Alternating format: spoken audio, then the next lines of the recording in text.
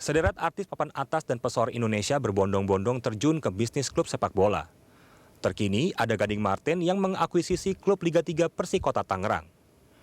Manajer tim Persikota Tangerang Mahdiar telah mengonfirmasi hal tersebut. Kerjasama pihaknya dengan Gading secara prinsip sudah mencapai kata sepakat. Pihaknya tinggal melakukan komunikasi kembali lebih dalam untuk membicarakan teknisnya secara detail. Selain Gading Marten, sebelumnya ada Raffi Ahmad yang menjadi paling pertama terjun ke bisnis klub sepak bola. Raffi mengakuisisi klub Liga 2 Cilegon United. Raffi Ahmad tampak tidak sendirian dalam mengakuisisi Cilegon United. Rekannya yang juga mengambil keputusan tersebut adalah Wakil Direktur Utama Garuda Indonesia Doni Oskaria dan Rudi Salim. Kaisang Pangarep, anak Presiden Republik Indonesia yang juga dikenal sebagai seleb di media sosial, juga ikut meluncur ke bisnis industri sepak bola nasional. Kaisang ikut jadi bagian pemegang saham klub Persis Solo.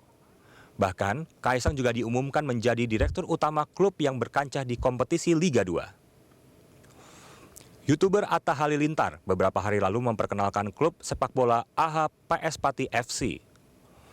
Atta memperkenalkan klub yang baru dibesutnya ini lewat akun Instagram miliknya. Selanjutnya ada Gilang Widya Pramana. Salah satu pengusaha asal Malang ini telah ditetapkan menjadi Presiden Arema FC. Pengumuman itu disampaikan pihak Arema pada Minggu 6 Juni 2021 yang lalu.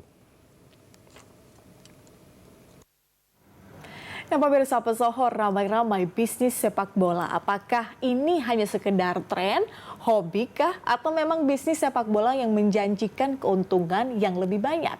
Nah, untuk membahas hal itu sudah bergabung bersama kita anggota Komite Eksekutif Persatuan Sepak Bola Seluruh Indonesia atau PSSI, ada Pak Yoyok Sukawi. Pak Yoyok, selamat siang. Selamat siang semuanya. Baik, sehat ya Pak Yoyok? Alhamdulillah sehat. Alhamdulillah sehat. Baik, selain Pak Yoyok, kita juga sudah terhubung dengan pengamat sepak bola, ada Pak Rizky Maheng. Pak Rizky, selamat siang. Selamat siang. Salam sehat Pak Rizky. Salam sehat. Oke, Pak Yoyok dan juga Pak Rizky, siang ini kita berbicara soal pesohor ya, artis, kalangan artis, kemudian juga sampai dengan anak presiden, sampai dengan influencer, kemudian memilih untuk terjun ke industri sepak bola. Saya ke Pak Yoyok terlebih dahulu.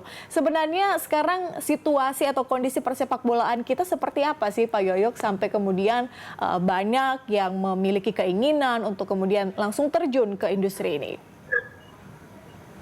Ya, sebenarnya kalau menurut kami karena sepak bola kan kemarin hampir 2 tahun vakum ya, sehingga seluruh masyarakat Indonesia ini sangat merindukan tontonan sepak bola. Nah, inilah yang ditangkap oleh kawan-kawan, baik kawan artis, pejabat maupun pengusaha, bahkan putra presiden pun tertarik untuk mengelola klub sepak bola. Itu Mbak, kira-kira Mbak. Jadi gambarannya itu kalau bisa digambarkan nih Pak Yoyok, sebelum pandemi sama setelah pandemi, sekarang juga masih pandemi sih, tapi maksudnya perbedaannya saja mungkin bisa digambarkan seperti apa? Gambarannya dulu sebelum pandemi memang sepak bola sebenarnya sudah mengarah secara pelan tapi pasti. Itu baru sepak bola itu dirindukan oleh masyarakat Indonesia. Nampaknya di tahun-tahun ke depan ini akan meledak situasinya, apalagi begitu liga nanti bergulir, masyarakat pasti akan tertarik untuk menonton sepak bola. Nah, inilah yang ditangkap oleh kawan-kawan, utamanya kawan-kawan artis, tertarik untuk masuk mengelola klub sepak bola. Karena sebenarnya sepak bola itu kan sama. Kita merupakan tontonan masyarakat, sama seperti artis itu juga menjual atau industrinya itu untuk memberi tontonan kepada masyarakat. Begitu. Oke, saya ingin meminta pandangan pendapat dari dari kacamata seorang pengamat. Pak Rizky, bagaimana kalau Anda melihatnya, apa sebetulnya yang kemudian menjadi faktor pemicu para influencer, artis, sampai dengan anak presiden kemudian memilih untuk terjun ke industri ini? Ya, yang pertama perlu dipahami bahwa kejadian public figure atau selebriti mengakuisisi klub sepak bola sebenarnya bukan hal yang asing dalam sejarah sepak bola, terutama kalau berbicara sejarah sepak bola nasional. Karena sebelumnya kan kita juga sudah pernah mendengar Erick Thohir menjadi presiden Inter Milan, terus kemudian sekarang punya Oxford United. Bahkan di luar negeri pesohor-pesohornya seperti Elton John itu punya klub Watford FC, terus kemudian ada anggota boyband One Direction, Louis Tomlinson itu dia punya klub Doncaster Rovers ya. Bahkan Ryan Reynolds itu pemeran Deadpool itu punya klub sepak bola. Jadi sebenarnya bukan hal yang asing ketika selebriti mengakuisisi klub sepak bola. Dan mungkin yang perlu dilihat juga bahwa walaupun mereka ini labelnya selebriti, tetapi yang harus difahami mereka ini juga pengusaha loh. Yeah. Mereka juga ini pengusaha. Jadi saya melihat bahwa ini bukan semata-mata tren heboh-hebohan sementara, tapi ada hitung-hitungan bisnis di sana. Nah, itu dia Pak Rizky. Jadi ya Anda melihat keuntungannya seperti apa? Baik untuk mereka yang mengakuisisi, baik juga untuk mereka yang diakuisisi. Ya, yang menarik adalah rata-rata klub yang diakuisisi ini adalah bukan klub Liga 1, tapi klub Liga 2. Klub Liga 2 seperti kita ketahui adalah, menurut saya adalah klub yang paling terdampak dari pandemi ya. Sebagaimana kita ketahui bahwa kemarin di Piala Menpora kan bisa dibilang sebagian besar pesertanya adalah klub Liga 1, dan Liga 2 saya melihat bahwa arus komersialisasi dan sponsor di Liga 2 memang tidak terlalu besar, sehingga saya melihat inilah yang kemudian ditangkap peluangnya oleh selebriti-selebriti ini untuk mengambil klub yang bermain di Liga 2 atau di liga di bawahnya Liga 3 untuk kemudian nanti menjadi peluang mereka untuk secara bisnis. Berarti bisa dibilang kalau klub-klub yang diakuisisi itu masa depannya cemerlang gitu ya, Pak Rizky? Apa gimana? Saya tidak bisa mengatakan pasti cemerlang lah, tapi pasti ada peluang di sana, karena bagaimanapun yang tadi saya bilang, meski mereka ini dilabeli selebriti, tetapi mereka pun adalah pengusaha, dan jangan lupa bahwa dengan kehadiran mereka ini tentu sponsor, terus kemudian hal-hal yang berbau komersial tentu akan lebih tertarik untuk mendatangi mereka. Sebagai contoh aja kita melihat follower dari seorang Raffi Ahmad itu berapa ratus ribu sampai jutaan, tentu ini menjadi pangsa pasar yang menarik untuk Rans Cilegon FC yang sudah diakuisisi oleh Raffi Ahmad.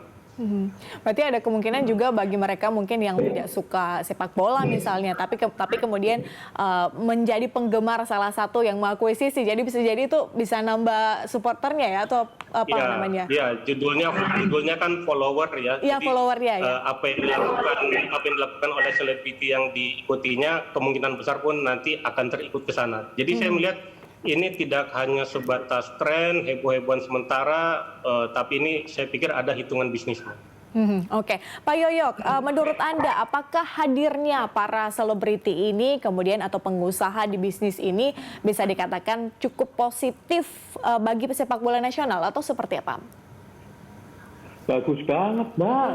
Bergabungnya mereka ini luar biasa betul. Seperti saya sendiri kan punya klub PSIS Semarang itu. Nah, dengan hadirnya kawan-kawan artis ini, Mas Raffi Ahmad, Mas Kaisang, itu value bisnis kita jadi meningkat langsung dengan secara pesat, dan sponsor juga lebih mudah masuk ke kita.